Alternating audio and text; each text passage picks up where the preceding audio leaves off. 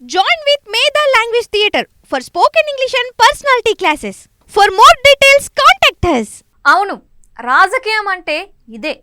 మొహమాటాలు ఉంటేనే కథ సాగుతుంది. బంధాలు అనుబంధాలు అన్నవి బొత్తిగా తెలియని రంగం ఇది. అవసరం ఉంటే అందలం ఎక్కిస్తారు, అదే తీరిపోతే పాతాళానికి తొక్కేస్తారు.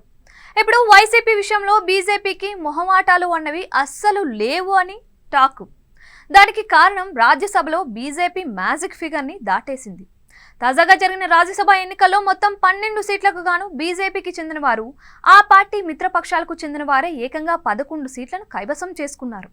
దాంతో రాజ్యసభలో ప్రస్తుతానికి ఉన్న 237 సంఖ్యాబలంలో సగం కంటే ఒకటి ఎక్కువైన మ్యాజిక్ ఫిగర్ 119ని బీజేపీ దాటేసినట్లే అయింది. బీజేపీ దాని మిత్రపక్షాలకు కలిపి 121 సీట్లు పెద్దల సభలో ఉన్నాయి. ఇందులో బీజేపీ వాటా 96 ఎంపీలు ఉన్నారు. అదే మిత్రులకు 25 మంది ఎంపీలు ఉన్నారు. ఇంతేకాదు, వచ్చే నెలలో ఎన్నికలు జరగబోతున్న కాశ్మీర్తో పాటు నామినేటెడ్ ఖాళీలు అన్నీ చూస్తే మరో 8 సీట్లు ఉన్నాయి. ఇవన్నీ కూడా దాదాపుగా బీజేపీకే దక్కుతాయని లెక్క వేస్తున్నారు. ఆ విధంగా చూస్తే రాజ్యసభలో ఎన్డీఏ బలం 129 అవుతుంది.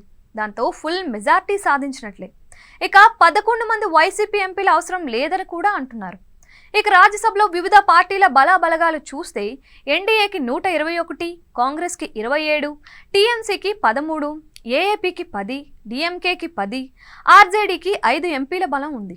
అంటే ఇండియా కూటమికి 88 మాత్రమే ఉన్నారు. వైసీపీకి 11 మంది ఉంటే బీజేడీకి 9 మంది ఉన్నారు. ఇలా రాజ్యసభలో నెంబర్ గేమ్ పూర్తిగా కమలం పార్టీకి అనుకూలంగా ఉంది. దాంతో వైసీపీని ఫ్యూచర్లో ఇంకా దూరం పెట్టేందుకు అవకాశాలు ఉన్నాయని వినిపిస్తోంది. ఎన్డీఏలో టీడీపీ, జనసేన ఉన్నాయి. వారి అభిప్రాయాలకు భిన్నంగా బీజేపీ అసలు నడుచుకోదు అనే చెప్పాలి. అంత రిస్క్ చేసి వైసీపీకి ఏ విధంగా అయినా సపోర్ట్ చేయాల్సిన అవసరం కూడా లేదు అని చెబుతున్నారు. వైసీపీ 11 నెంబర్ అసెంబ్లీలో ఎలా ఉందో రాజ్యసభలోనూ అలాగే ఉండబోతోంది. బీజేపీతో కలిసి కేంద్రంలో ఏపీలో ప్రభుత్వాలను ఏర్పాటు చేసిన చంద్రబాబు ఇదే అదునుగా జగన్ని టార్గెట్ చేయొచ్చు అని అంటున్నారు. అప్పుడు బీజేపీ కూడా సహకరించవచ్చు. మొత్తం మీద చూసుకుంటే పెద్దల సభలో ఆశలు కూడా వైసీపీకి లేవు అని తేలుతున్న సత్యం. వైసీపీ ముందున్న ఆప్షన్ ఏంటి అంటే బీజేపీకి ఎదురు నిలిచి డేరింగ్గా పోరాడటమే అని అంటున్నారు. అంతేకాదు, ఇండియా కూటమి వైపుగా రావడం కూడా బెటర్ అని అంటున్నారు. చూడాలి మరి వైసీపీ కమలం చుట్టూ పొద్దుతిరుగుడు రాజకీయం చేస్తోందా లేక సంచలన నిర్ణయాలు తీసుకుంటోందా అన్నది.